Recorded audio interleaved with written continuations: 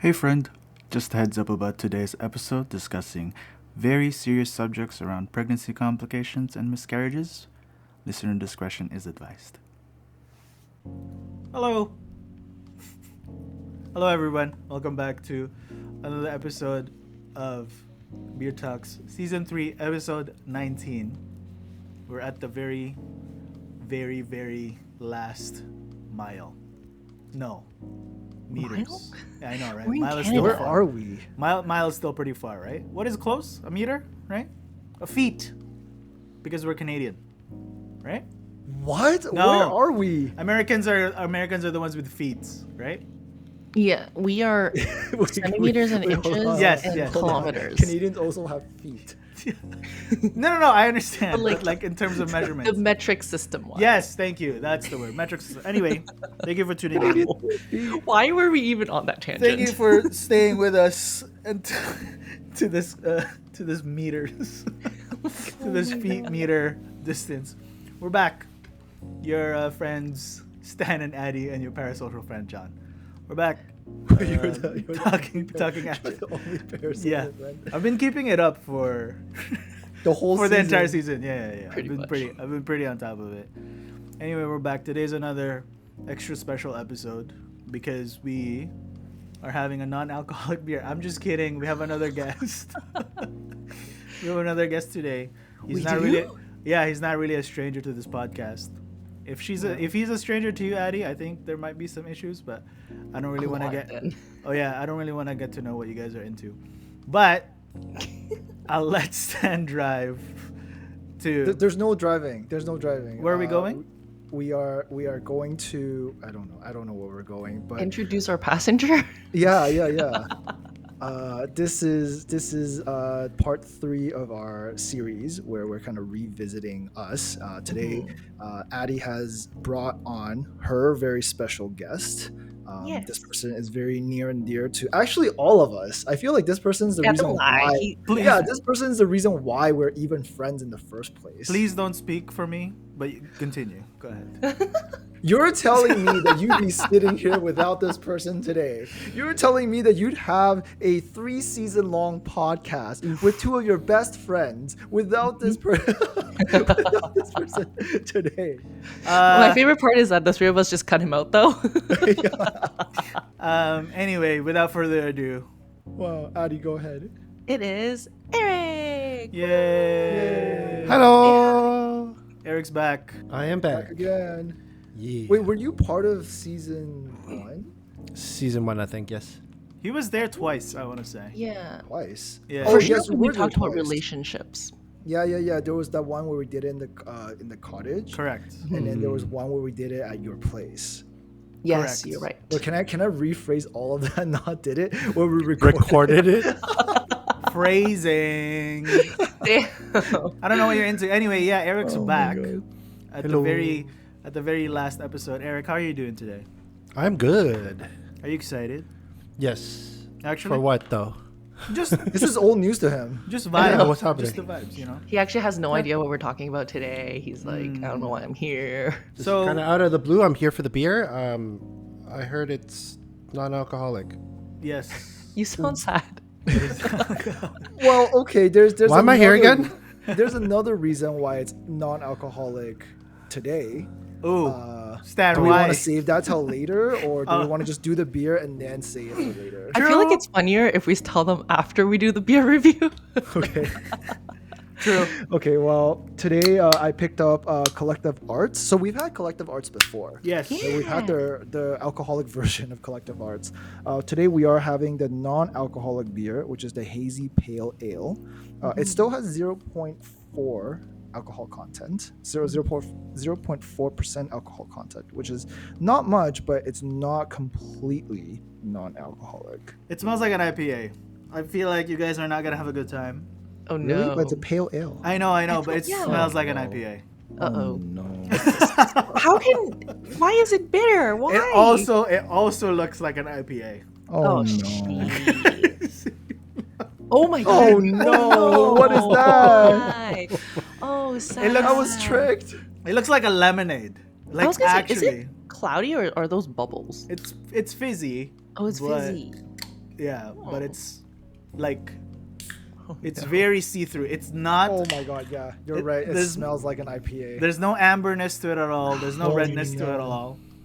Anyway, I I'm love excited. Eric's face. All right, well, I I'm don't excited. know. here we go. Oh, Cheers. Cheers, Cheers. everyone. Cheers, guys. Okay, for like a non-alcoholic beer, I don't hate Oh. this. It's not so bitter and it's not so like hoppy, I guess. It's got a very mild flavor. There's guava. How do you taste guava? I taste guava. I can see it. It's like a little bit of like a earthy, not bitter, but like I can. It's like guava skin, not like guava fruit. That sounds gross, but yeah, it's very bitter. I mean, it's Um, extremely light though. yes, it is very light. Eric, what's the vibe? You know that like when you drink sparkling water, but the ones with like lemon flavor, Yes. you barely taste the lemon, Mm. but it's like the beer version of it. Not in a bad way though. I do yeah, like yeah. it. So you I do barely like taste it. the beer. Is that what you're Yeah. saying? So it I guess for a non-alcoholic version, it's kind of like it's light in both aspects of alcohol and flavor, No, but I in a feel good that. way. I feel that. Yeah. I feel that. I like that. Sometimes you just want something more refreshing than like Yeah. strong punch to the face. You know. I feel like with beers, like the aftertaste is still bitter. Like the bitter stays on your tongue. But this one, the bitter kind of like goes away really quickly. Yeah. Yeah, that's true. The first sip has like a ooh IPA, but then it's gone in less than a second. Mm-hmm. You know? Oh yeah. That's exactly. It's like IP. Oh, Yeah, exactly. IP what? Where'd the A go? IP whoa. whoa. Because this is non-alcoholic, does it taste like it's just like hops and water? Because there's no alcohol. It tastes kind of like carbonated water. fruit juice. Oh, okay. Like this is like this is like I got it. This is grapefruit Perrier. Like the extra bitteriness. Yeah. To be honest, I'm surprised at how I've been deceived because it smells like an IPA, and then like at the Yeah. first sip, it's like IP, and then it's gone. Well, if Yeah, it yeah. looks like an IPA, and Right. It It smells looks like an IPA. exactly right. Then it must be a duck. not Oh god. not quite the station we're going to, but okay. was, We Is that jumped into an animal? isn't that how the saying goes? If yeah, it yeah, smells yeah. like an If IPA, if it walks like a duck and quacks like a duck, if it smells like an IPA, it Then it's tastes an like an IPA. IPA, then it's a duck, right? yes. Anyway, I like it.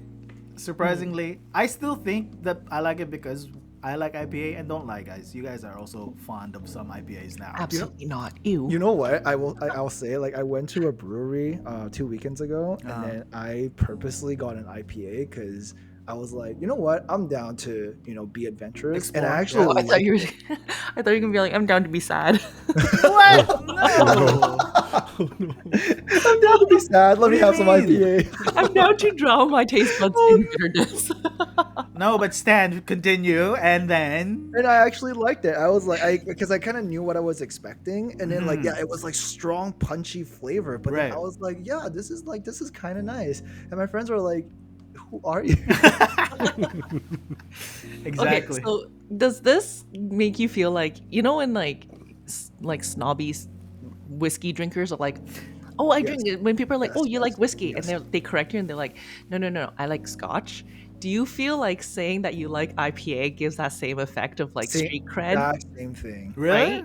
It does. Because like if people are like, oh, if you're like, I like beer, and people are like, oh, you like Canadian, you're like, no, I like IPAs.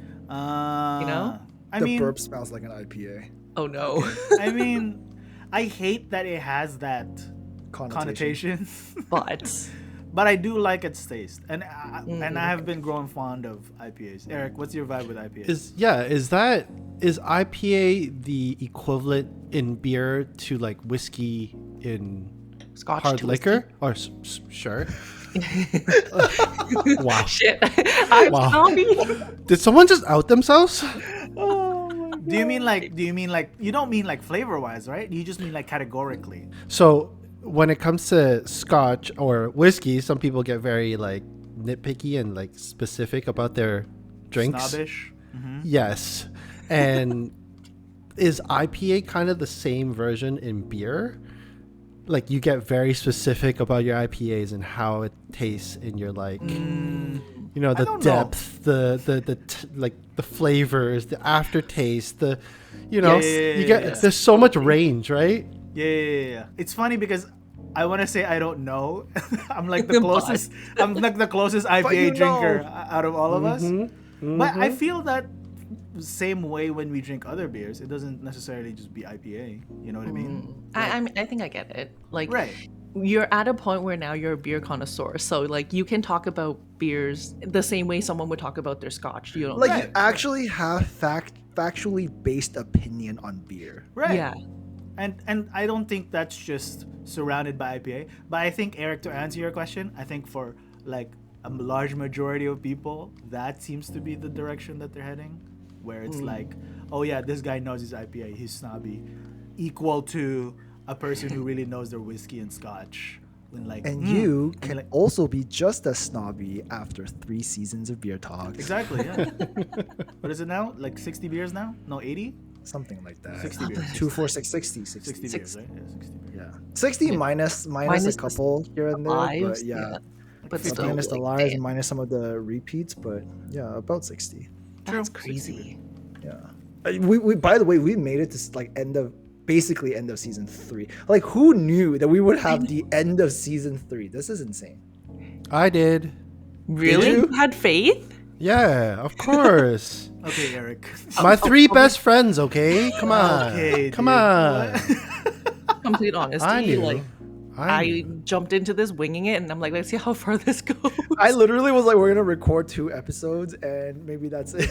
Is that really? That was you guys' vibe? That was your initial vibe? I had faith that we would finish season 1 because most of it was planned at that point. You did not know we would have 1 full season of this. thing. Absolutely. I totally believed we'd have 1 full season, but then I'm like, once we take a break, we'll never come back. That's what I thought. But then we're Wow. back. Okay, fair enough. Wow. Anyway, Collective Arts Hazy Pale Ale, which is actually HPA. HPA. Nah. Oh my god. But that's what it is, because It's IPA true. is Indiana Pale Ale, right? That's true. I will say I always like Collective Arts, like the can designs are always Yes. pretty cool. They always feature Yes. some kind of art that's really nice. I mean, literally it's called Collective Arts. Correct. But yeah, I think that's why I always remember them, and they're always so distinct to me because their can designs are super nice. The artist is also typically on the can too. Exactly, as yeah. on this one too. Yeah. So I really appreciate that about them. I like that. Any other notes to add, friends, before we move on to the topic of the day? Stan, No notes. Eric. Yeah, no notes. I do have to say, this beer is kind of sneaking up on me. I finished half the can already. Well, Oh my god. It's good. you like it, eh? See, you It's have a taste. addictive. You have a taste for IPA, bro. Yeah. HPA. We are I don't know not what going you to buy HPA. IPA at home, my love. Damn. Anyway, without further ado, I'll let Wait, Addie, so do we break the secret now? what's the secret? What secret? I mean, What's the yeah. secret? Should I'll before you drive off, I'll just like say it before you unlock the door. So for the listeners that don't know me personally, which is no one because only our friends listen to this. that Actually, is- Oh no! actually, I want to say that there are a handful of people who are not in our circle that are listeners. I'm so proud of us. I Well, am I'm so too. proud of you guys. I am too. Anyway, sorry. Pardon me. Continue. But yes, for those who don't know me personally, Mm-hmm. the big secret that we've been keeping this entire season Uh-huh. is that I've actually been pregnant the entire time. No. Wait, no, that's not the secret. Wait, what? That's not the secret? The secret is you haven't. As a Therefore, Oh, yeah. therefore, I a long actually have secret. not been drinking. The I cat is literally out of the have bag. Oh my Yeah. god! Finally. in Holy. fairness, so I do give notes. They're genuine notes because in order to participate and to hide this, I would either have Eric taste test it and write me notes before the episode, Yes. or I would crack the can and I'll just smell it. I've on- been drinking. Yeah, so Eric's So been really, drinking. Eric is also a beer connoisseur. Yeah. Yeah. He's For this our season.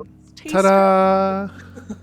Oh my god, finally it's Yeah. out. Oh my god. Yeah, I every can't. single week when we're recording, we're like, okay, cool. So Addie, this is how we hide it. Yeah.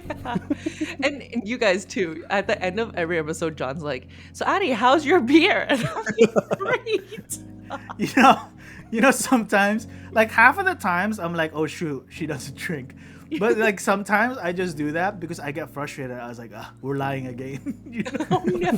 So Also, you I'm- do it like out of spite. You're like, "Ugh, Yeah, how's yeah, yeah, your exactly. beer?" Yeah, with malice. Like I do it Oh with my malice. God. I'm like, yeah. So That's Addie, so funny. how was the drink?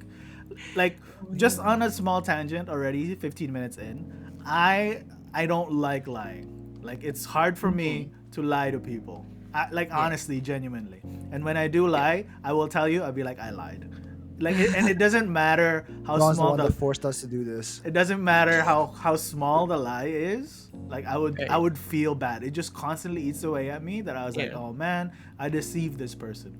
But I know in this case that this is absolutely obviously Addie's personal business, and she has the it is only her right and her alone. Well, I guess Eric too at some point to when or to whom she will disclose the information. So Yeah. I was like, okay, well, we'll just go with the flow on this one, I guess. And for the record, I mean, I don't like lying either, but we'll get into it. Sorry, I After didn't, all that, honestly, like I don't like lying, but Addie's a big liar.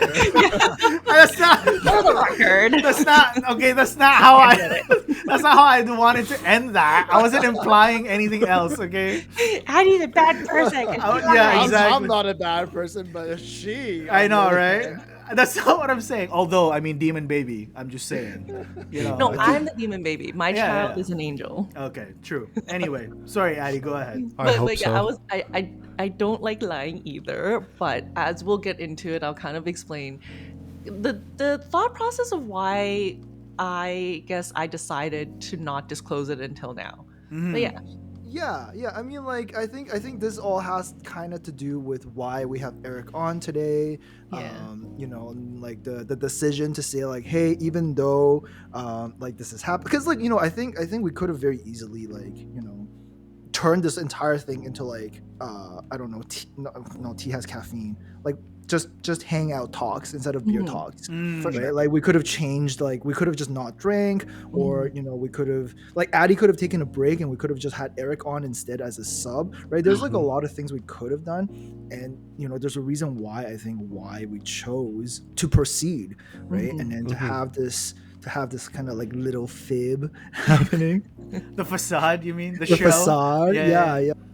And then so yeah, Addie, why like, so correct me if I'm wrong, it was kind of like a couple of episodes, like maybe 5 or 6 episodes in, that you found out, and then we had kind of come together and then made this collective decision, right? yeah.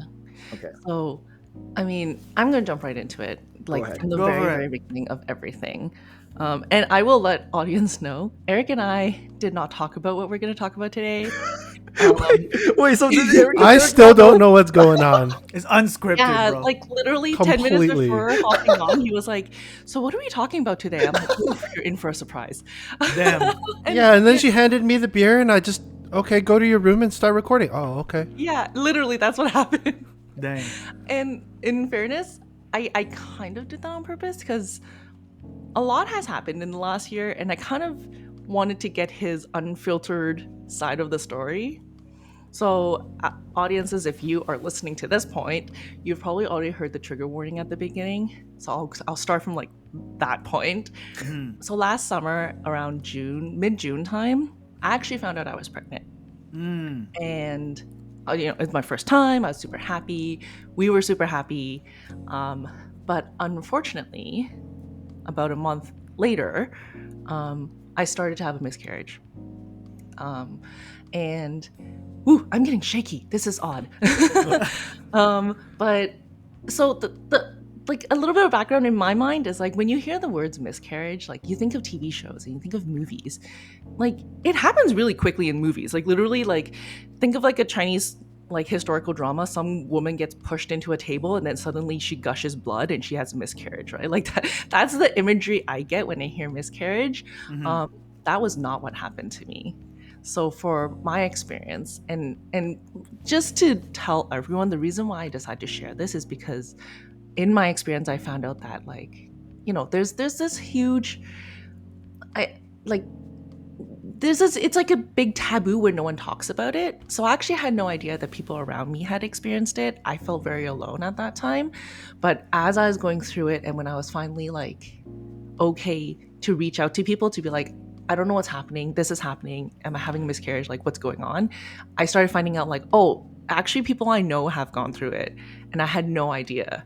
So thanks to all those friends for supporting me through it. But yeah, it's not like the movies, it's not like the TV show. It doesn't happen really quickly, or at least it didn't for me. Mm-hmm. So like I basically, literally one night I was about to go to bed and I just started having spotting. And then as the night went on, it kind of got a little more than just like 1 or 2 drops. This is very gory. I'm very sorry. If people are like, ew, with period blood, I'm very sorry about this. But like as the night went on, like I'm talking about like 3 a.m., I felt like, no. It felt like I was having a period. And I, at that point, it was so, like, the timing was just so unfortunate because Eric had actually just left for his flight to work. So I was home alone. And I called my mom and I was like, this is happening. Can you go with me to the hospital? And like when I went to the hospital, they like checked my vitals, checked my hormones, and they're like, well, your pregnancy hormones are still there. Like it's still rising. Like maybe you're okay. We're going to put you into an ultrasound. And this is, at that point, it was already like, I was at the hospital for like 5 hours already. And then after the ultrasound, I waited till like the next morning, like 9 a.m. And basically, the doctor pulled me in and was like, we can't find your fetus. And yeah, and at that point, I was already 8 weeks. So there should have been a fetus, or like a fetus pull is what they say. Yes. So the doctor, like, I feel like as a medical professional, they knew what this was heading towards. But they couldn't tell me that because it was not confirmed, because all my other vitals seemed normal. So they were just like, you know what? Come back for another ultrasound in like 2 days and we'll see what happens. So then I got sent home. I actually got sent home with no answer, by the way. With no answer, which is what was so painful. Nothing definitive, right? Exactly, nothing definitive. And then I basically went for blood tests 2 days later to see if my hormones would keep increasing. Because if it was a successful pregnancy, the hormones would just increase. 2 days later, I got the blood tests. I got the results back the same day. Hormones dropped by a little bit, but not significantly for them to definitively say, you've lost your baby. So then at this point, it's 3 days later, right? Because I waited 2 days to do my blood tests. The answer from the doctors were still, I don't know. It might still develop. We have to wait and see. So this is 3 days from the first day that I found out that I saw spotting, and I still had no definitive answer. And it was at this point, like, Eric came back, and then I told him, like, this isn't, I think I told you this, Eric, but I felt really bad because in my mind, I felt guilty because I was like, oh my God, Eric went to work for one shift and I lost her child. That's what I felt. No, and you know that's not the case. Well, I know now, but in the moment, I was like, oh my God, Like I you lost felt my child. right. You felt responsible and you're blaming yourself. Yeah, and Exactly. it sucked because it, like I said, I didn't have a definitive answer. If they had just told me like, oh, it's gone, I could just deal with the emotion. But it was just like 3 days of like soaking in the unknown that like really killed me. And you didn't like tell Eric during this time, or like did you like? I did. No, you like, we did. You talked, did. But And because so I you, didn't have an answer, so then I was like, I don't know what's going on. Right. Yeah. and it's just the unknown, being in the unknown. Yeah, exactly.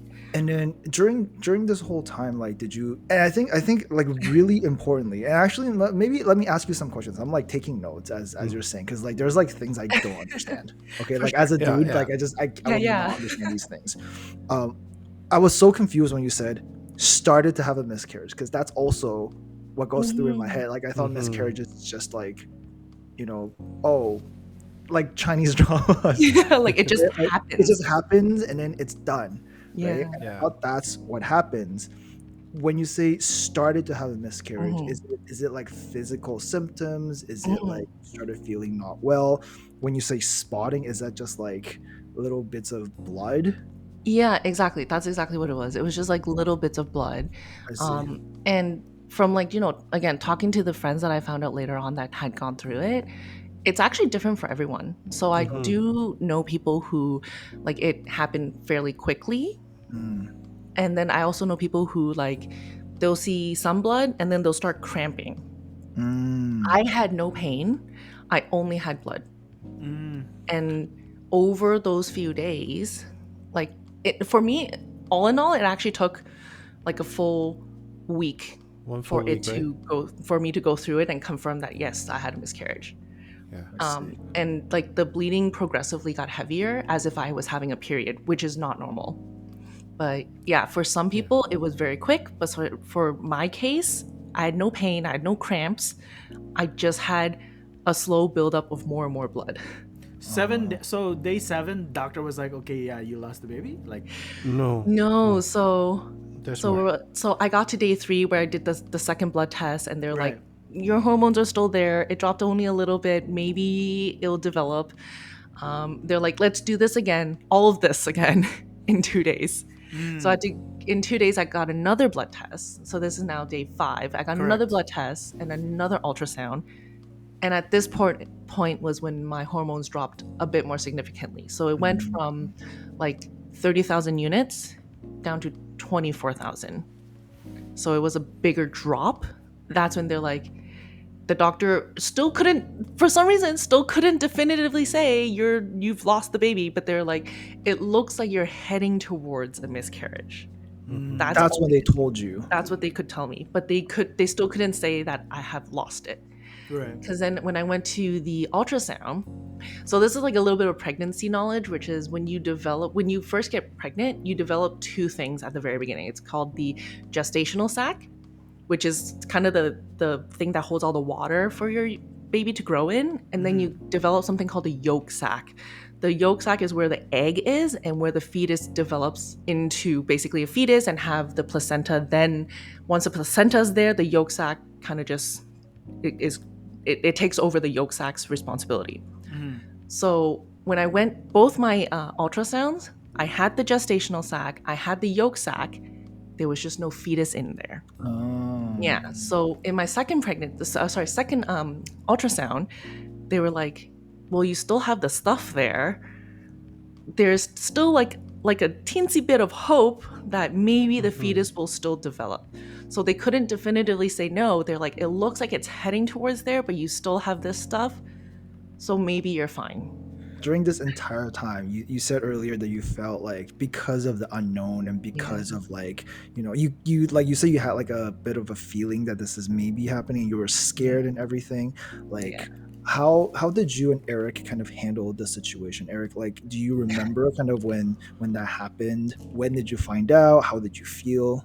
Yeah, actually, I remember it pretty vividly, and like, I never really thought about like this would happen to me, like on the first go at it, I guess, because she told me when I was like going to work and like on my layover. That's when you messaged me, right? I think. Yeah. And then we had a video chat where I was like, "Oh, I just came back Yeah. from the hospital." Yeah, and like at that point, I think it's that like helplessness. Like I can't do anything about it. Like Right. there's just a lack of knowledge. I don't know if it was just me or like society as a whole. Like it really isn't something that's like talked about enough, I think. And like all of this I was learning as it was all happening. So like it just wasn't easy. But I think even now, like Addie said that like she was bleeding starting, I think it was like the Friday, right? Yeah. It was a And Friday night. then by the time you got your first blood test, it was Monday or Tuesday or something like that, right? Outside of the hospital, my first blood test was on a Monday. Yeah. Yeah. And then even the second blood test after that, you got it on the Wednesday, Yeah. right?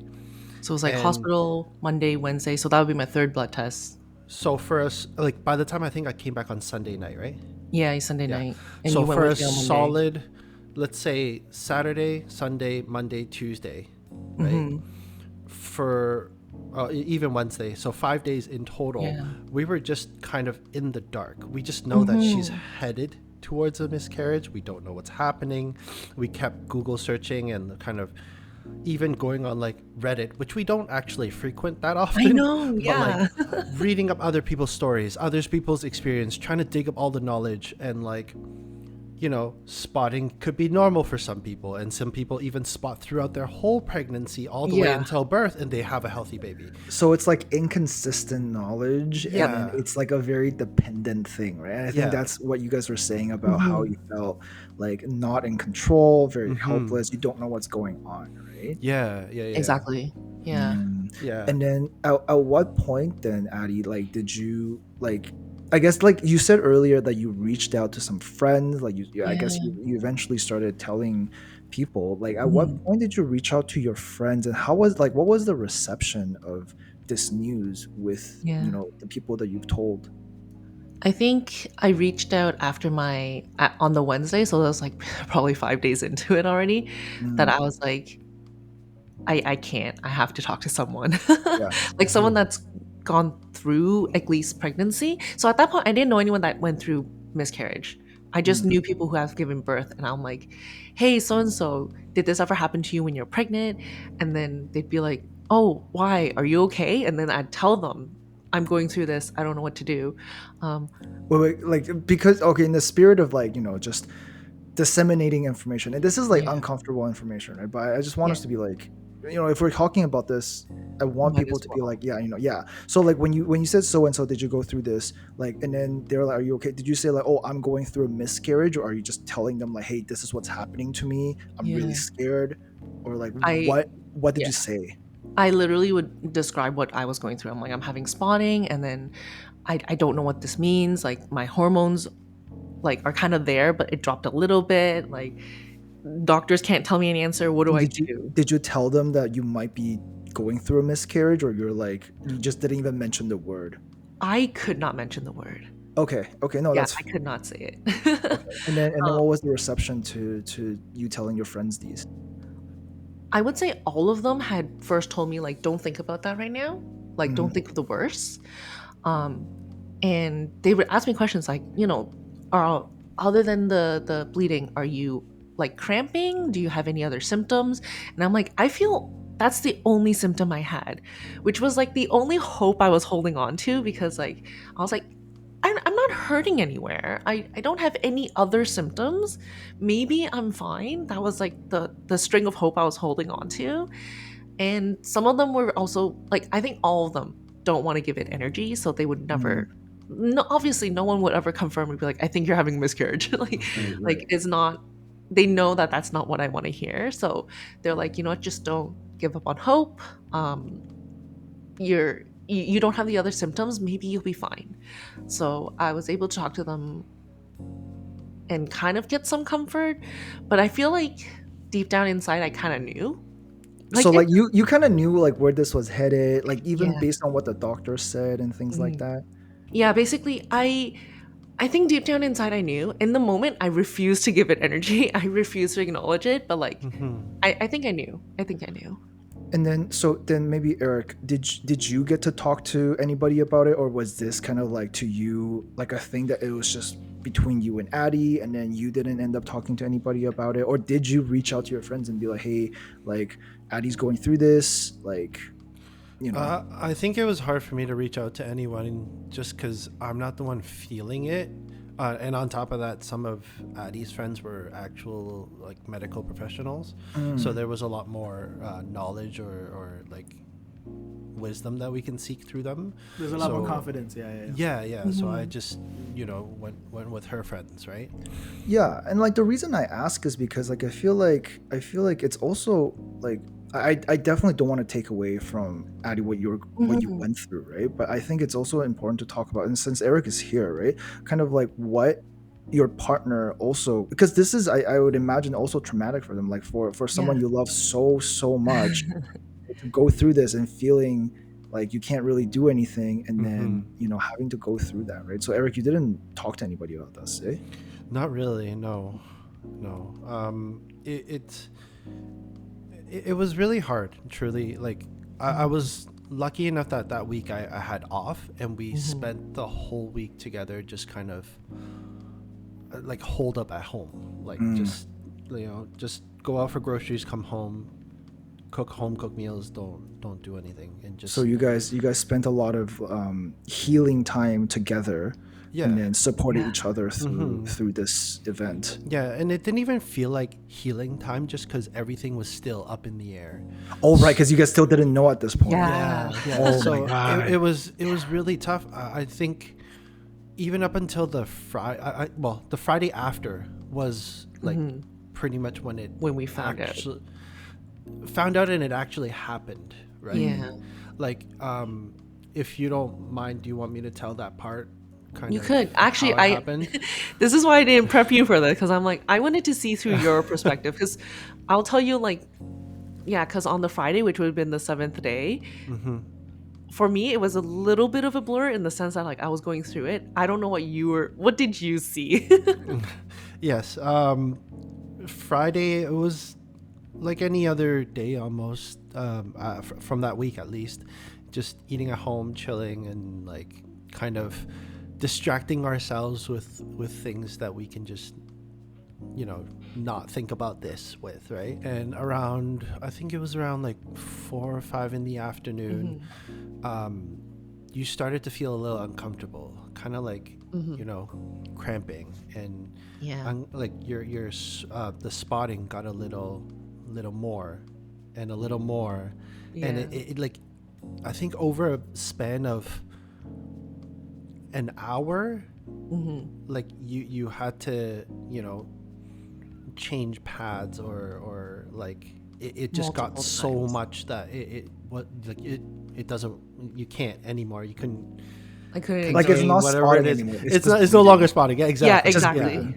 And it was very uncomfortable. Obviously, we took a few pads, and we're like, you know what, we gotta go to the hospital. It wasn't even that. I'll tell you, at that point I still refused to believe it. I know. And I called my friend who's a nurse. Well, I called Shirley. We've talked about her. She's a nurse. I called her and I'm like, Shirley, this is happening. This is what I'm going through. And the thing is, like, I actually never told her that I was going through this. So it was like this. It was like a scary phone call. This is a brand new out of left field for her. Yeah, and then I was like, so this is what I've been going through all week, and now it's really heavy and I'm cramping. What do I do? Her response was just, go to my hospital right now. I'll meet you there. So like, I know she knew, but she obviously wanted to give me comfort, but she was just like, I'll meet you there, just go now. Yeah. Oh my God. Wait, John, hearing all of this, because I knew a little bit of Addie's POV. I think like we had talked about it like privately. Eric and I, we'd never talked about this. It's so crazy to hear kind of like your perspective, and I want to know, like, John, as someone who obviously cares so much about Addie and Eric, and then kind of hearing about this, how do you feel like now hearing about it? Or like, did you and Addie and or Eric talk about this before either? No, it was Addie just touched on it. To be honest, okay, a few things, right? So like, when Addie's talking about like reaching out to her friends and stuff like that, right? I feel like they're saying things just to say things, because they also don't know what the fuck to say. Yeah. Right? Yeah. Because like as we've started this conversation, nobody really fucking talks about this shit. Yeah. So then when it actually happens, everybody's just like, okay, fuck, like, what do I say? Right? Like, be like, oh, do your best. Like, what the fuck? Like, what do you mean do my best? Like, what do you think I'm doing? Right? Yeah, I know. So that's one. Number two, when she did mention it to me, obviously, not that far later on, but a little bit later on, when she went through it, I, as the guy who's like self-aware, okay, I'm like, okay, I have nothing to say, so I can't say anything, right? I can't even begin to imagine what what Eric is going through, let alone Addie, the actual person that's fucking going through that shit, right? So I believe it took me, I think, a couple of days, and then I sent Addie a long ass text. Yeah, I remember you in did. WhatsApp, which I usually do, and that's like, that's like I was like, yeah, it checks out. That's very John. that's yeah, right. And I was like, I'm not gonna disclose what I said, but like at that point, I got to think about what it is that I can say, right? And Yeah. I think for anybody listening, I think I want to say for me, like the takeaway for me is that there's nothing we can't solve her and Eric's problem. Yeah. We can't give her a solution. All we can do is just be there for them, right? Mm-hmm. So that's kind of. I think this is totally like a thing where I think it's incredibly difficult on the mother, but also like the people around her and everything. Like I think it's so crazy that nobody talks about this, because I think actually I wanted to ask Addie. So you said at the very beginning of this conversation, you were like, I didn't know anybody who's gone through it, but then later on you did say, after I talked to people, turns out, and then I'm like, oh wait, okay, so. When did people tell you, or like when did you find out that people you knew had also gone through this, and like how did you feel when you found out? So I found out people had gone through this after, most of the time, usually after I tell them that I just went through it. Like there are maybe like two people that they actually figured out that I was going through this. So Wait, like for example, figured like it out? yeah, so for example, like at that point I was still running my own firm, and I had a team of clerks, and the supervisor of the team of clerks, I basically, for that week, I was obviously in no state to work. So like they helped me get through this. They took over a lot of the work, and like whatever I can push off, I pushed off. And then I had one client that I was supposed to have a hearing for, which I was like, I am in no state to show up in court. Like, you don't want me representing you. And I literally was like, I have a buddy who is willing to take up the file and represent you if you want me to. And she is like, don't worry about it. Let's just postpone the date. We'll adjourn it. I still want you to represent me. So these are two people from like work related. And they were like, are you okay? All I said was like, I'm just going through some health issues. I'm not dying, but I just am in no mental state. And then both of them were like, are you going through a miscarriage? Because this sounds like a miscarriage. And I'm like, how the fuck do you know? And it's because they both have had kids, and one of them has actually gone through it. So she's like, I completely understand your mental state. Take time. Like, you don't need to push yourself back to work. So those are two people that were like, they're a little bit older, they've gone through it, and like they've had kids, so they're like, I know what you're going through, don't worry about it. And like the other end of my friends, the people that I found out that did go through it, is because I shared that like I went through this, and then they're like, you know what, I've actually gone through it too. And then I'm like, wait, what? as in like a casually, oh yeah, me too? Yeah. So I was like, wow. oh, why? What? I didn't know you went through this. And they're like, yeah, I kept it on the down low. And I'm like, oh, I wish I was there for you. Yeah. Were you surprised at the people that said that they've also gone through this?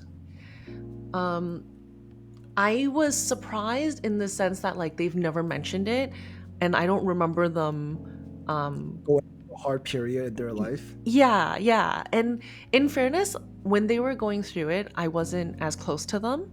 Like one of the friends, like I got really close to her in the recent years. So at that point when she was going through it, I wasn't very close to her, so I wouldn't have noticed that she disappeared for a period of time to like heal. So that was a little surprising. I will say though, the people that came out to tell me that they've also gone through it, I feel like they were only comfortable talking about it because they have now successfully had kids. Yeah. So I also was reading this on Reddit because this is really dumb, but Reddit kind of healed me in a sense, because I was reading like, this is Reddit not how Reddit. It's not that dumb. It's a blessing and a Is curse. it? I think It's a blessing and a curse. Yeah. True. Reddit kind of healed me because people shared their stories, and some people that aren't successful after a miscarriage, or they have multiple miscarriages, they find it really hard to talk about it to their friends. I think that's why they post about it on Reddit. So like the people that opened up to me about their past miscarriages were people who have later on went on to have successful pregnancies. So it was a few hard conversations and a little surprising for some, but for the most part, the ones that did open up and tell me, they're in a much better headspace to talk about it, which is why they were able to talk to me about it. Do you feel like you were in similar headspaces where now that now I would say that because you're so close to your due date, you are having a successful pregnancy. Yes. Right? Yes. Do you feel like because of this, you're now able to talk about it versus if today it wasn't the case, you may not be in the same headspace? 100%. 100%. And like, I think this is also why, like, circling back to at the beginning, why I'm like, I did want to lie about me being pregnant on this podcast, is because I went through that. I was so scared, so happy, but so scared and so careful with this pregnancy. Like, I would tell Eric all the time, literally when I found out that I was pregnant, I was like, I'm not broken. Oh. That was literally one of the first things I said. I'm like, oh my God, I'm not broken. I could do it again. But yeah, I was so careful because I'm like, God forbid if it happens again, right? So I didn't want to jinx it. I barely told anyone until I fully passed first trimester, which is at that point, like you said, we were a few episodes into recording. So I was like, at this point, I don't want to say anything. By the way, the miscarriage is one of the reasons why I ended up doing pre-production this season. Yes. Wait, are we just showing? Cats out the bag. Are we just revealing? Look behind the curtains, guys. You see all this shit? Usually Addie's the one that do this, and then I literally for the last 2 seasons I've been so consistent. I'm like, I just show up, I drink beer, and I talk shit. That's all I do. True. And then like we were, I think, like 2 weeks out from starting to record. Yes. And then Addie goes, like, she tells me this news, and I'm like, oh. I'm like, I have no mental capacity. You didn't even tell me. You were like, oh, I didn't want to plan this. I was just like, oh, and in my head I'm like, well, she's not gonna plan this. Like, who in the right mind would expect? Like, I don't know, John. I don't know if you were thinking the same thing, but then I was like, I can do this. It's fine. Like, I knew you could 100%. How much work could it be? I was very wrong. I knew you could do it. I want to segue into now your baby. But before we do, the actual loss part, I actually really wanted to share. Okay. Because the week later, so first started on the Friday, and then on the Friday following after, when it actually happened, the only I don't understand our health system. From a legal standpoint and a legal liability standpoint, I can understand why doctors did what they did, but I don't understand it as a patient, because I got to the hospital. I was fully bleeding. I was like bleeding through a pad, like a thick overnight pad, ladies, like within 20 minutes. I was bleeding through those, and I was constantly in the washroom, like blood trail leading to like my emergency room kind of situation. At that point, they still couldn't tell me that I was having a miscarriage. And I was hurting so much, and I was basically having contractions. So the way I jokingly now, because I'm pregnant and I feel happier, but I can jokingly now say I basically had, I went into labor without a happy ending.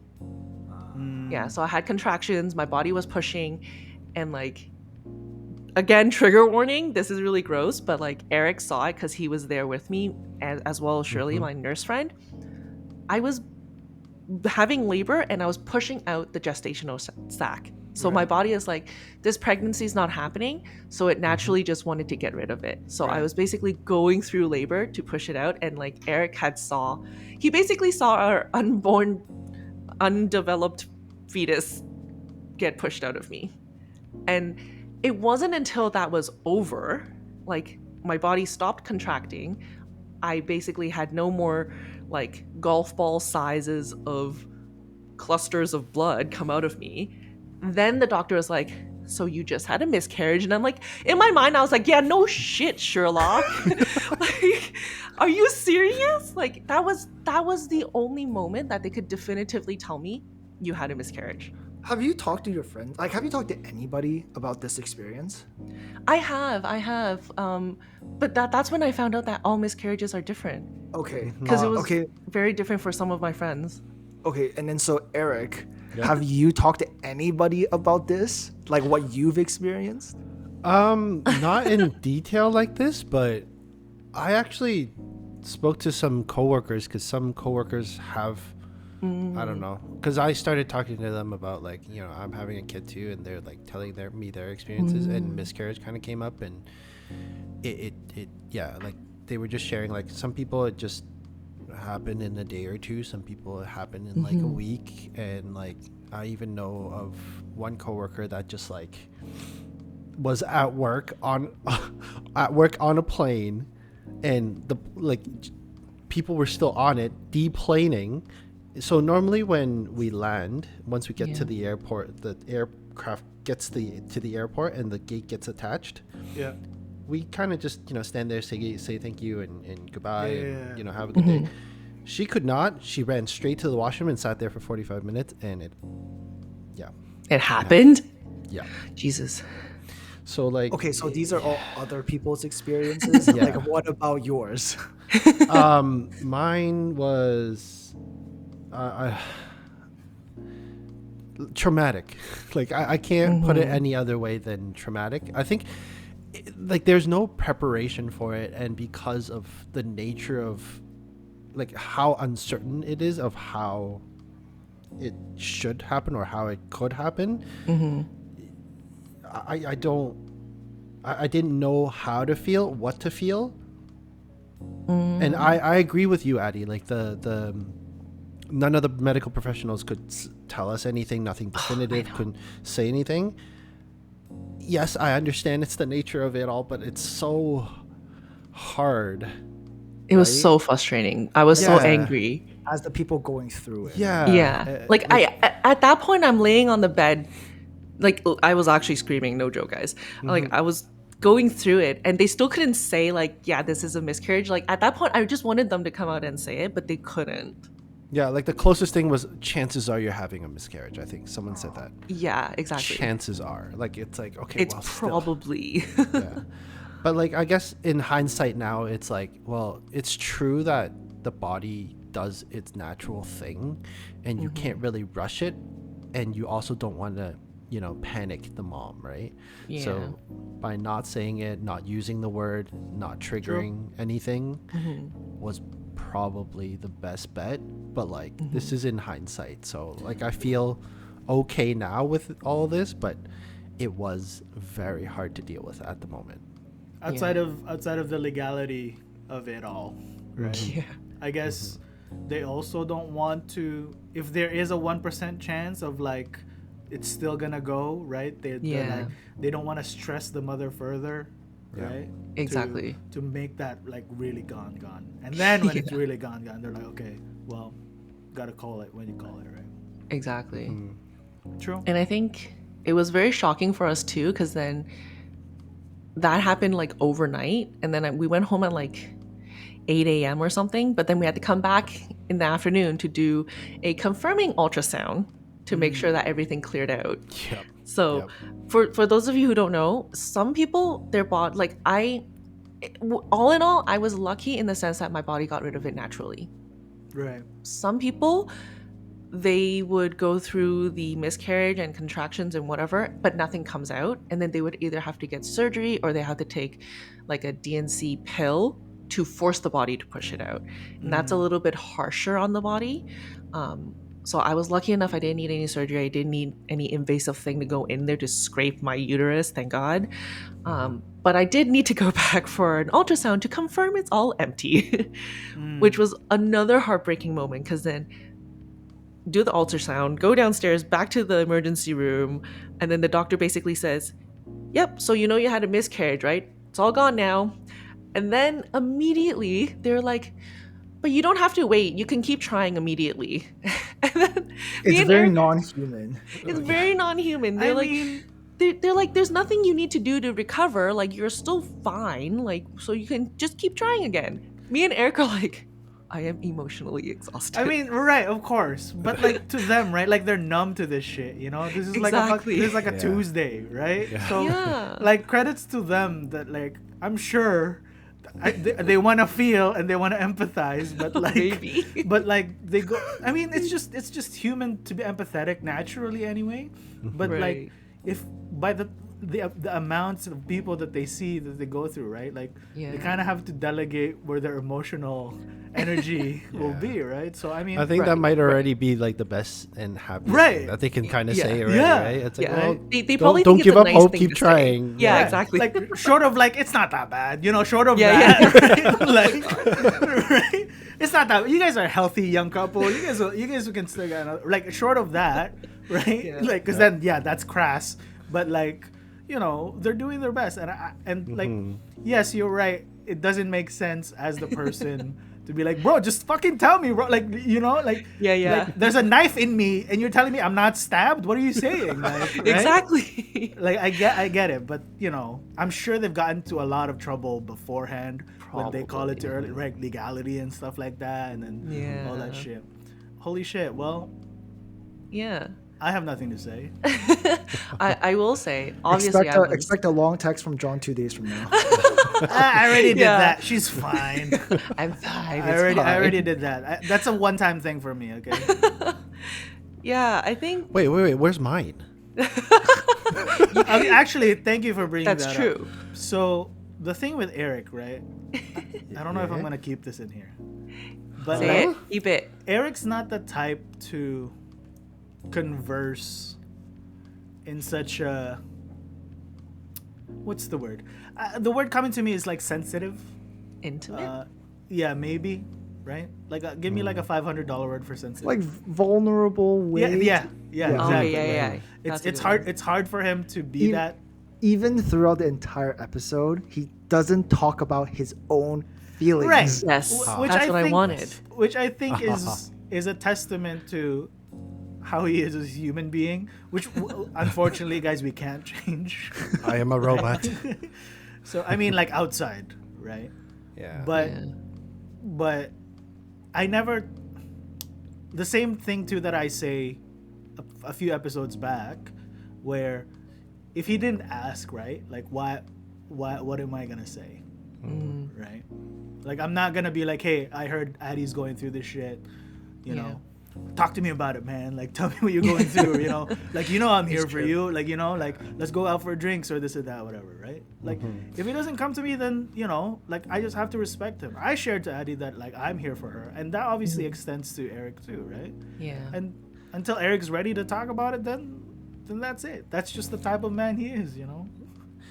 Yeah, I think this kind of stuff it's hard to just kind of open up to say. I know True, absolutely. I know you two, John and Stan, have already known of this fact for a while, but I don't know. Like when it's vulnerable things like these, I don't really talk about it unless it's like a one-on-one private setting. Yeah. And What do that you mean? This is a private setting. Yeah. Good one. Stan. more one-on-one. I'm just more comfortable that way.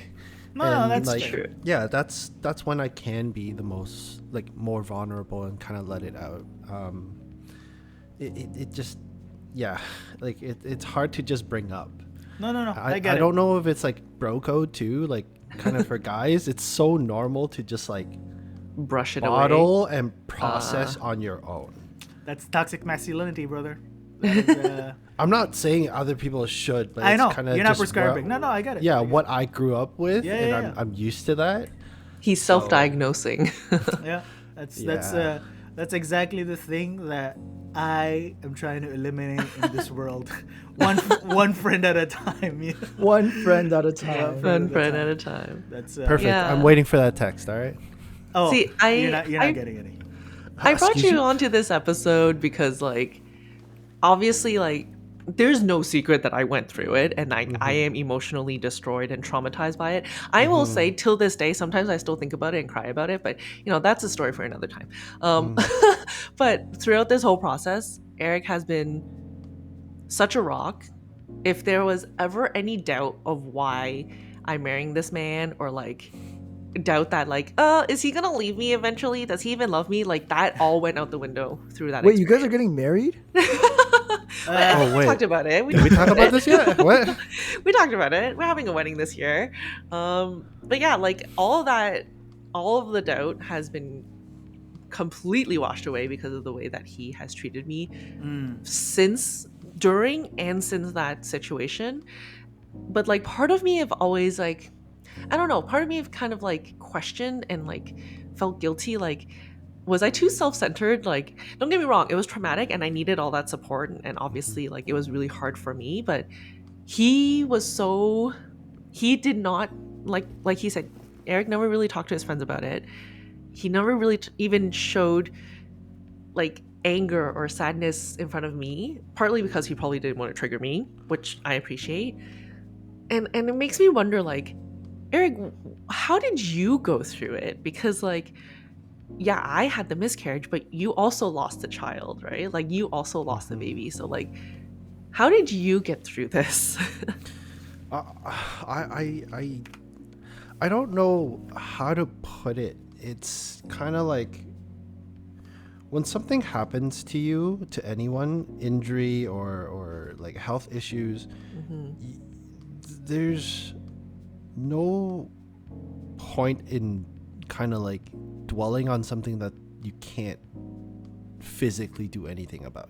Does that make sense? Yep. Like if you cut your arm open, the only thing you can do is hold it together and try to, Right. hold the bleeding, right? So when it comes to this whole situation, like I just went straight to that logic. It's like, well, we can't do anything about it. We've done all the research that we can, and like, let's just hope and pray for the best. And if I didn't hold on to that, I think I would have actually broken down. That's the scary part, right? Like, it's like, yeah, kind of like, how I had the foot injury like a couple of years back. I kind of split my toes open and crushed some things. Gross. Yeah. It was rough. It was rough. But like even then, like I was in pain. I was in shock. But there's nothing I can do about it. You just do what you can. Like you follow all the steps that the doctors say to heal, elevate, whatever. Just keep your, don't re-injure it, things like that, right? Like it's the same here. So I don't know. I just Sorry, not to be the therapist. But I did touch on like toxic masculinity and shit. Yeah. But that's because like you're a fixer, right? Like you, like as a man's man, like we're here to be like, you tell me a problem, I'm here to fix it. I right? guess. But in this case, right? Like there's nothing to fix. Like how can I fix this, right? Like anything It's that not I my do, body. It's exactly, not right? I could do, yeah. Right. Yeah. That's why you're in such a turmoil, because then you're like, how do I fix this? Like I can't fix this. There's a problem, but I can't fix it, right? Yeah. So then you're just caught into this like self-eating of like, shit, dude, like there's absolutely nothing I can do other than just be stoic about it. Right? Like Yeah. if I don't show my emotions, maybe that will help, because then at least only one person's suffering, and then she can just rely on me to be like, hey, I'm the Yeah. rock, right? Yeah. Because if we're both breaking down, then where the fuck are we gonna go, right? Yeah. That's true. Right? Addie, I don't know if you remember, within that week of like teeter-tottering, not knowing what's happening, like I broke down a few times too. You did. You But did. like, 5-10 minutes at a time. It's not as like Someone still had to hard on make me. dinner. Right. Oh, okay. Yeah. Yeah. No, like in a very practical, serious sense, like if we both, I swear, if we wanted to, we could have both just held each other and cried all day. Right, Yep. right. But like someone had to keep it together for the both of us. yeah, Yeah. exactly. Yeah. that's- And, and- it's not happening on my body, so yes, it would have been me. And I think, okay, and again, this is in prescription, but maybe for those people listening too, and if you're a dude, like like it's okay to feel, like Yeah. you're feeling the ways that Absolutely. you're feeling, right? But then you're like, no, I can't. Like I need to make Addie salad, or whatever. Right? Like, But no, we're saying take 10 minutes and go yeah. cry. Or cry while making the salad, dude. Like Oh, fucking shit. like it's a little saltier than your usual, but like, like that's the thing that like we're made to feel, right? And not to fucking, go overboard with this shit. I'm just saying, like Yeah. like that's what I'm saying. Like Eric's just that guy of like, old school kind of just fucking solutions guy. Thank you. But I guess I want to put this on record too. There were multiple times after this incident that I have thought about it. I wouldn't cry, but it does bring tears to my eyes. Right, And right, for it's sure. not easy. Like I said, I mentioned it to a couple coworkers before, and every time, like anyone that talks about this stuff, that's gone through this stuff, it's normal. You feel it, know that it happened to you, and you're stronger because of it, because you've gone through it already, and that's okay. Right? It is okay to feel.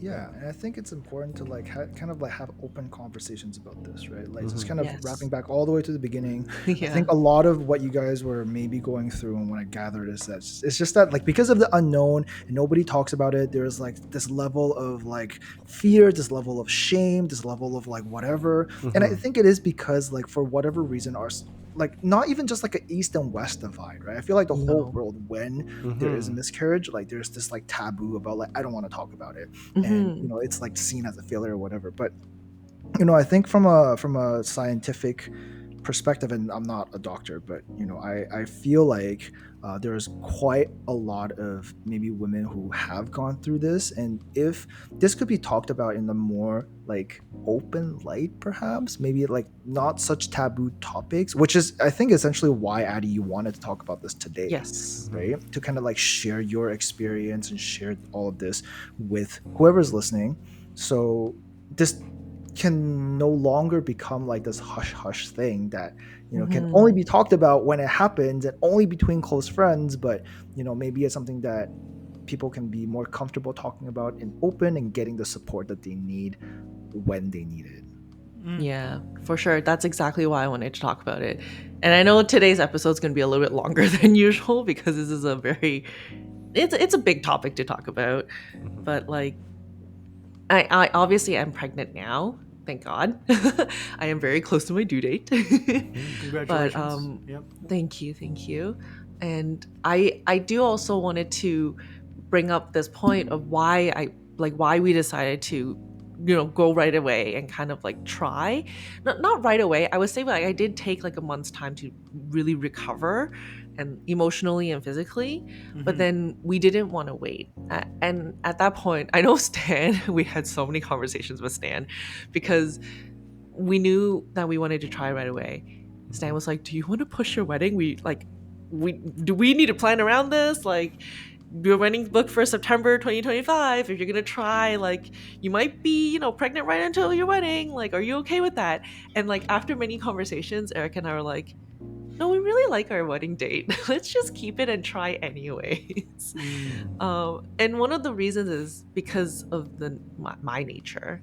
I did a lot of research after miscarriages, and I did a lot of research into like chances of success after a miscarriage.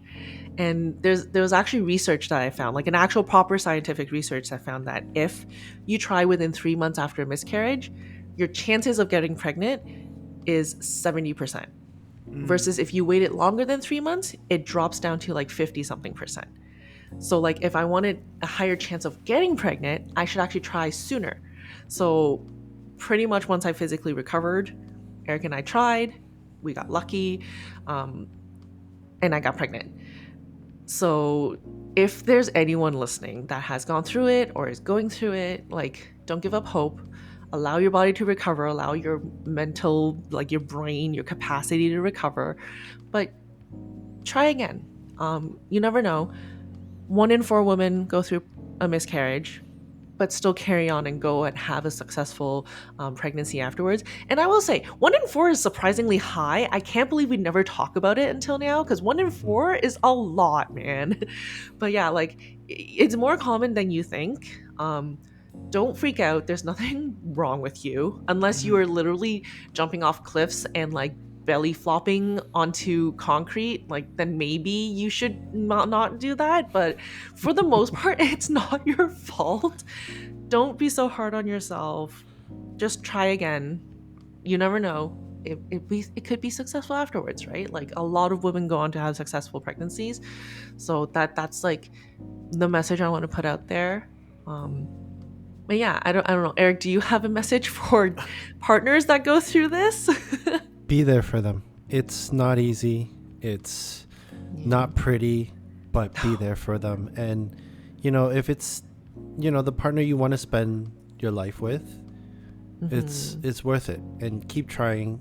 There's a lot to learn. There's a lot to try to understand, and it just takes a little bit of like listening and figuring out what your next steps are, especially for that 1 month kind of afterwards. We took pretty I wouldn't say drastic steps, but like a lot more tips and tricks from other people, and like we even tried Chinese herbal medicine to try to heal the body, right? Yeah. And not only did she do it, I also did it. Right. Yeah. Because it's not just the egg that could have an issue. Men's sperm can also have an issue. And Why you we say it like obviously we obviously don't know where, like in our case, who or what happened. Yeah. But clearly after, taking care of our bodies, Yes. it worked. Right. Yeah. It worked for us. So I urge the guys out there, take care of yourself too, and like build up your immune system, your health, your sleep, take your vitamins. Yep. It's okay. Like because for men, it's all that you do in a pregnancy is your sperm. Like that's it. So do Donate, your work yes. beforehand. Do like take care of your health first before you even try, and that's your contribution, right? And Fair. then throughout the process, be there, be strong for them, listen, and just take care of them. Don't just exist. Don't just No, don't exist. just exist. No. Yeah. You're not just the donor. You actually have to do Correct. something. Correct. Yes, correct. yes, Just yes, because correct. Yes, You're- make the it's dinners, not- make the food. Yes. It's not just transactional. It'll be like, okay, well, I did my part. Oh my god, I know. Oh no. Right. I'm not that kind of guy. Nah. But and now we're kind of on the stage of like happier days, right? Mm-hmm. Yes, Much happier days. Yes. Happy days, right? I feel like because of that experience though, I didn't feel safe about my pregnancy until like now, which I'm basically like in the final stretch. I would say like once I hit, like when I passed the 30-week mark, that's when I was like, I think I'm actually pregnant now. This Dang. sounds so dumb, but like it just like I would actually be able to be like, I am sure I'm having a baby now. Like I've seen an actual baby shaped thing on the ultrasound. Yeah. I honestly didn't feel comfortable like believing in it almost until I hit that 30-week mark, like really when I was going into my 3rd trimester, because like up until then I'm like still so scared. I remember messaging Stan and I was like, Stan, I safely made it to 2nd trimester. It was such a moment for me because I was like, wow, I actually got so far this time. Right. Like it's actually happening. Right. It's actually happening. Yeah. I think it's also a shock for us on top of everything was that this is our first pregnancy and first time trying.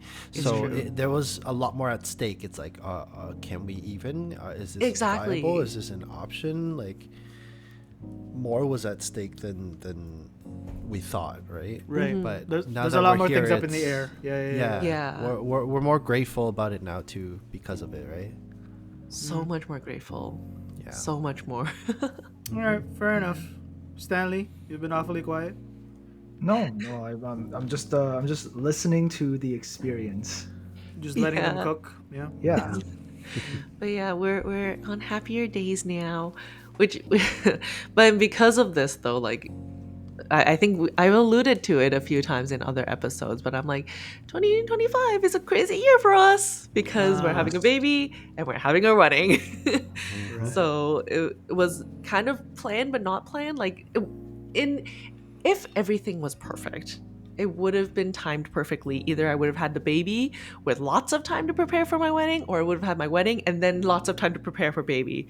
But as the world and as life would have it, it's all happening at once. True.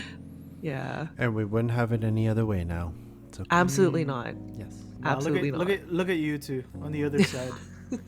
On the other side of the tunnel.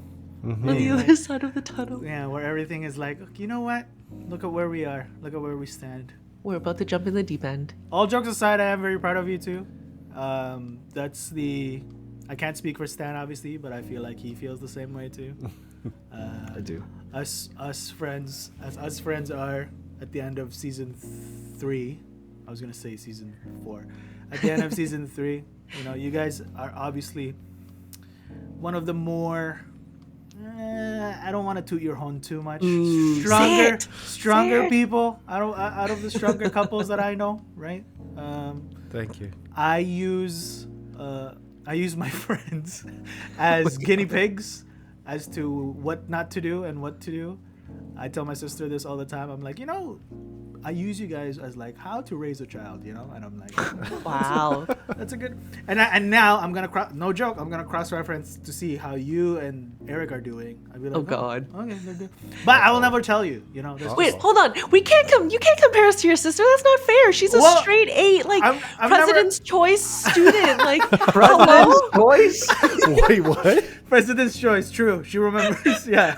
Like, Yeah, President's like choice. principal, dean's list, like everything. No, that's not fair. You Well, can't- it's for me. I don't have to That's tell it not- to you. no. I don't have to tell it to you. That's just that is harsh. I can't be like you "Mm." cannot buy a Kia and compare it to a BMW. Yeah, but Addie, what was that term in law and legal students? You graduate something cum laude or something? Oh, Summa? summa cum laude or cum laude. summa cum laude. Yeah, you got that.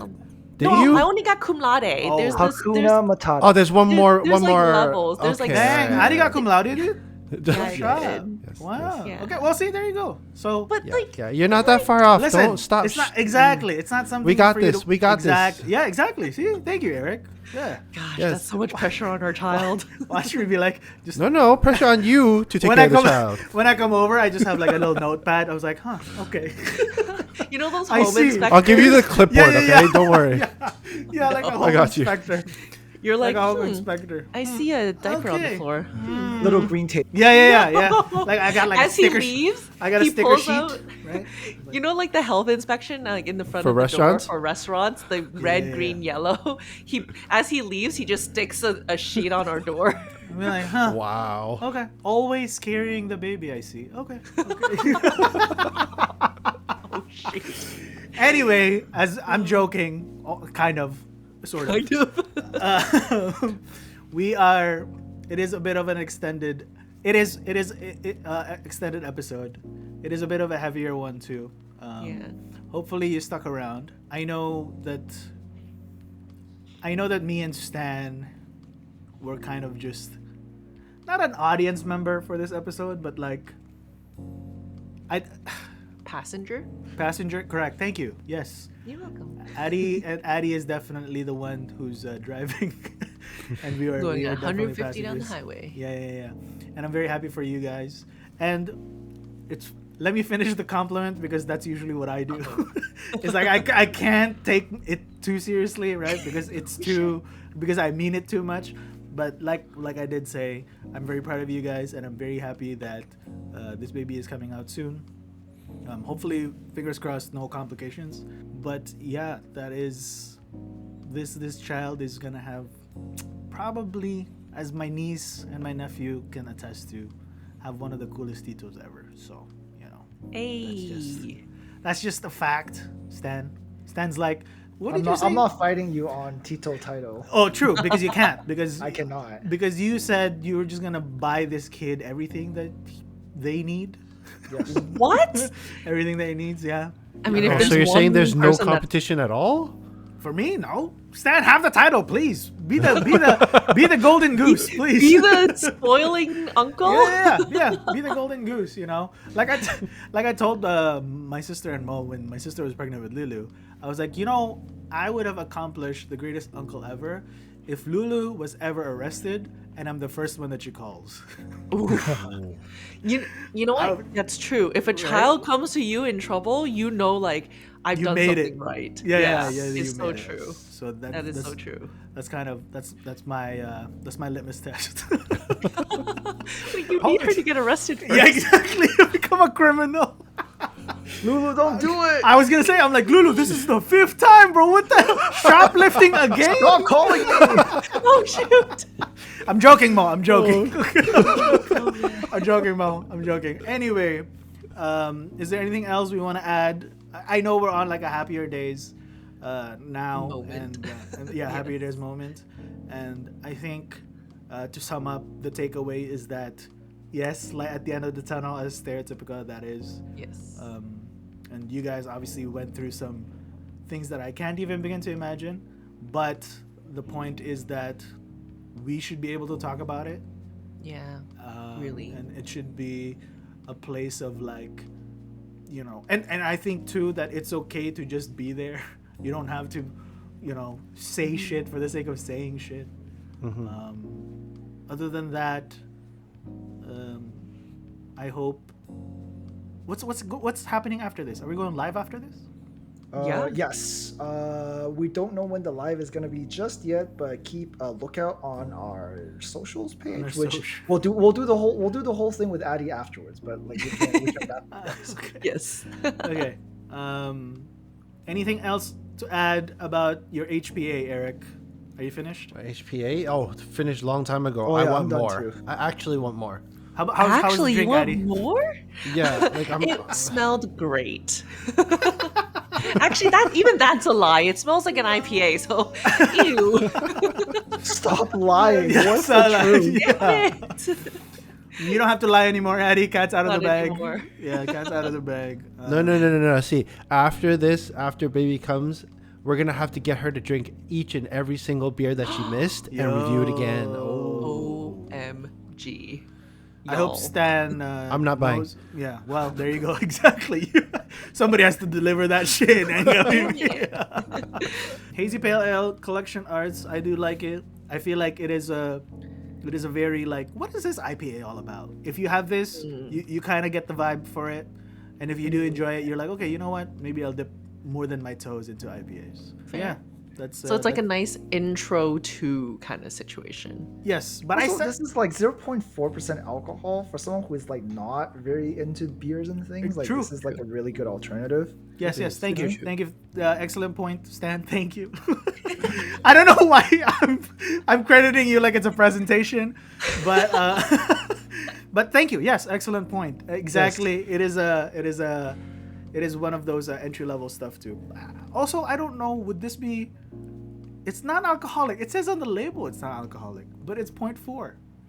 I think that it's just like if you're under a certain alcohol percentage, you can claim non-alcoholic, I think so too. right? That makes sense. You should probably look that up. I'm not mad about it being Like the whole non-alcoholic. ginger ale thing, like it has like basically no ginger, but it has like 0.01% ginger or something. Therefore, I can claim as ginger ale. True. Maybe Right. they've gone to the legality of all of it. Yeah. Anyway, Eric, thank you for being here. We have It was fun. our. Is it always fun? It is fun, yes. I mean, okay. To be fair, I know it's a heavier topic, and I wish you two turned on the lights in your settings right now. But here we I are. want it to be in the right mood. Okay, bro, like broody.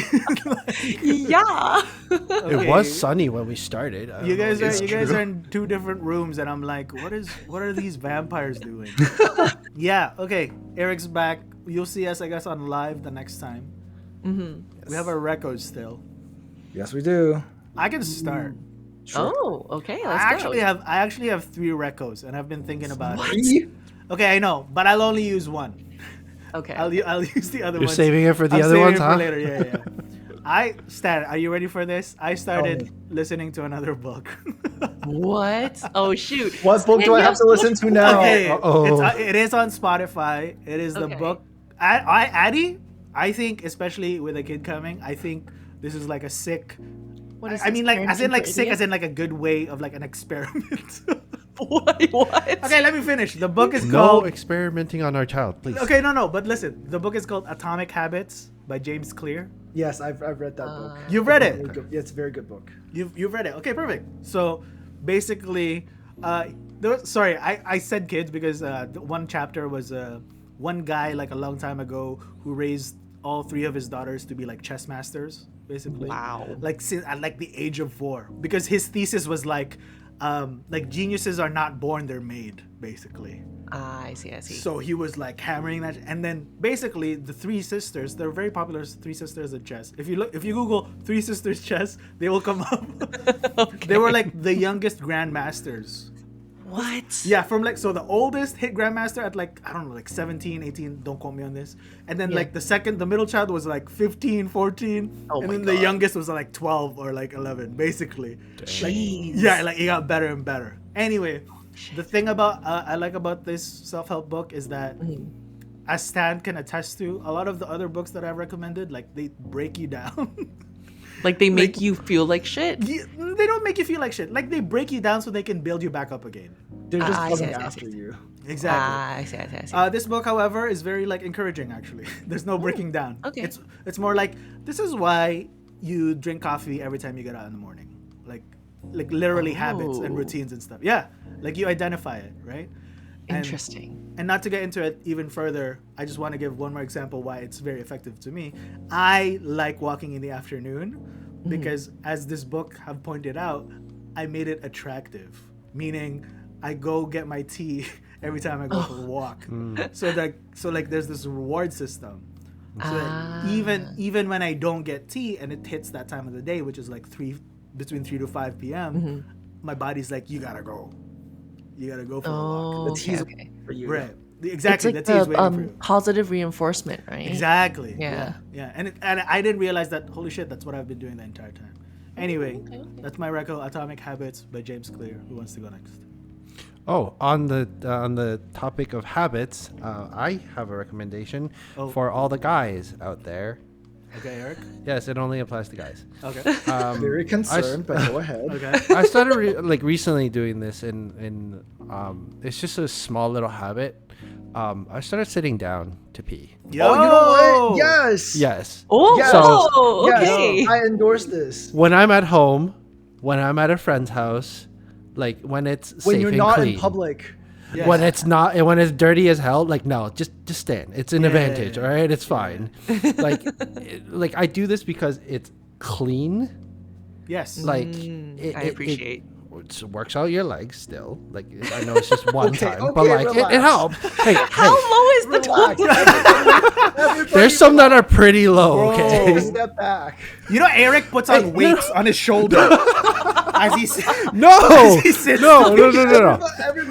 Everybody, just take half a step back. No. I say this for a reason. Okay. I Hold- endorse this up until this point. That's why you have Okay, dumbbells wait. in the washroom. Okay, I get it. No. You gotta build this habit. Like I say that only because there's recently studies saying that like old age there's a correlation to like earlier death because of like lack of muscle. Oh yeah. And glute and legs actually help. So just doing these day-to-day small things actually do help. Yeah. Okay, just squat. Okay, everybody, just squat, but sit to pee. But normally when we Seriously. pee, we don't have to squat. So like, Sit to pee. Just anyway, squat it's regularly. it's a nice habit. It's a nice habit. We're killing standard now. I know why is Sit Stan down. so against the squat. No. I think he's trying to say don't equate sitting down to pee Ah, as exercise. squatting. Okay. I'm not saying it's exercise. No. Work out. Why Yes, not, yes. Stan? What I the will hell, still work man? out. No worries. Why not? Man? Okay, thank you, Eric. Sitting down peeing. Yes, Actually, yes. you know what's funny? I went to Korea, right? And Yeah. and the guy, my guy friend, he's married to his wife, obviously, and obviously they have house rules, right? And Yeah. he was like, John, I don't have any rules whatsoever for my house, except for this one thing that my wife will absolutely murder anybody for. You have to sit down peeing. Okay. That is his only rule. And I was like, I can respect that. I am a visitor. I will do that. Okay. Okay, good job. Nice. Thank you. Yes, I can see the visible difference in cleanliness now. Yes. It is so crazy. So I started doing this when I moved into my new home, and I've never turned back. True. Wow. Do you also think that equating it to squat? Sorry, Stan. Don't trigger Stop Stan. bringing it I know, up. I was gonna say, Stan, you have a reco? I have a reco. So what I started doing recently is I started buying like these laptop chargers on Amazon. They're like $13 a piece. They're like super cheap, and then because everything's USB-C now, I just buy these laptop chargers that are USB-C and I just like lay them all over the house, right? And then because these laptop chargers are so like they're like longer, so they're almost like extension wires, right? Like you can just charge anything anywhere, and it's so nice. And then like I always have fast charging, right? And then like nothing's ever out of battery. What and about it's what so about nice. wattages and voltages? Yeah, and like that doesn't matter because like Are you like, sure? I It's don't not know. gonna burn your phone? I was gonna say like your phone's battery life is like degrading. Listen, my phone enables fast charging, so like it's up to 30 watts. Okay. Damn. Okay. It's usually limiting from the device. So if the Yeah, it's device can't usually handle it, they will stop it. Right? Yeah, they will not like accept that much voltage. I don't know. I'm not an engineer, but everything's fine so far. Nothing's blown up. Nothing's blown up. And this is because I very consciously was trying to streamline all of my devices to USB-C. Therefore, I'm enabling this like this habit in my life of USB-C charging. True. Yeah. So anyway, USB-C charging. Go get laptop chargers. They're Laptop great. chargers. Damn. Okay. All right. So saving the best for last. Absolutely. Just joking. This is not the best. Y'all are gonna kill me again. You're If it's only another food, one, it's another restaurant. Bro. Where are we going today? Eric, what did you Okay. bring home this time? Bro? Where are we going? Where was your last flight, Eric? Costa Rica? Oh my bad. Switzerland? it is German. food related, but it's not food that we eat. Okay. So actually, Eric recently came back from. Oh my god, what did I was do it this Munich or Zurich? Munich, right? Munich. Apparently, baby formula is cheaper there and it's better there. What? So yeah, it was like highly recommended why by is it his better? place. Why is it better, Eric? It's organic. Well, It actually is. It actually is because like And it's if you look affordable. up- If Is you it look up like the gluten-free? standards, like formula standards I for don't think North so. America versus Europe, they actually have higher standards. So, fairly recently, within the past month or two, I think there was a report of like the top, like 40 formulas in North America, and like they rank them based on how much lead and poisonous shit is in there. Right. So, yeah, it's terrible. It North is. American standards for formula is Scary. terrible. So a lot of flight attendants, they would apparently even order it from Europe just because it's better. So Eric actually bought some back. I am so happy that our baby's going to have good formula. But yeah, so if you ever travel to Europe, go look it up. Grab your It's- formulas. It's more affordable. It's better for your baby. Grab your formulas, stock up. That's my reco. I'm sorry, it's another get out of the country reco. I would say get it shipped. It is still formula and it's dairy That's true. product. I don't know if they'll have issues with like customs. I was gonna say, yeah, like I don't think you you have need to to? declare it, Yeah, and there's like a declare. limit on how much you can bring back. I believe so. Yes. Yeah, Okay. something like So 1 ordering it liter might or be something like that. easier. So But not like yeah. not like a crate, right? Yeah. Like no, you cannot Definitely ship a for pellet business back. sell. Yeah. Okay. Yeah. I was gonna say like a pallet. Okay. Cool. Yeah. We got formulas. We have USB-Cs. We have sitting down toilets. Yes, Eric. I don't know if we should stick. Well, if you want to stick with that reco, because we haven't even like our baby hasn't Tried arrived it yet? so they haven't even. But it's tried based it. on This episode is an hour and 30 minutes long. It's too long for another record. Okay. All right. okay. Fine. There's no undoing. Yeah, there's no There's undoing. no Those undoing are, this. Those are good recos. Cool. Alright, And Atomic Habits by James Clear. It's on Spotify. Also, a very fun listen. The guy is not monotone. Oh, okay, good. Cool. I'm gonna check it out. Yeah, thanks. Stan, this is your part. Right. So Collective Arts, if you happen to be listening to us, this is what, the second, third beer? I think the Quote third unquote one. beer. Yeah. I want to say third, yeah. Yeah, I want to say third too. We've had from you, and I think so far we've liked the experience. If you happen to be listening and you want to sponsor us, or you want to check out when we go live, follow us on our socials, hit us up on our social pages, and Addie, please let them know where they can find us. You can find us on Instagram and TikTok at Beer Talks TO. That's BEERTALKSTO. Beer Talks TO. Beer Talks TO, that's us. This season is almost over. Thank you for being here. Thanks, That's true. Eric. Thanks, Eric, for being here. Do we have a return date? Ooh, come on. It depends on how well my baby sleeps. True. If my baby can sleep well and I am alive, we'll be back soon. Okay, Drop You can us go a record in the comment. basement. It's okay. I'll take care of the Yeah. baby. That's well, true. okay. Anyway, thanks everybody. This episode's long. Sorry. Okay. You're welcome, cheers. Ray. Cheers.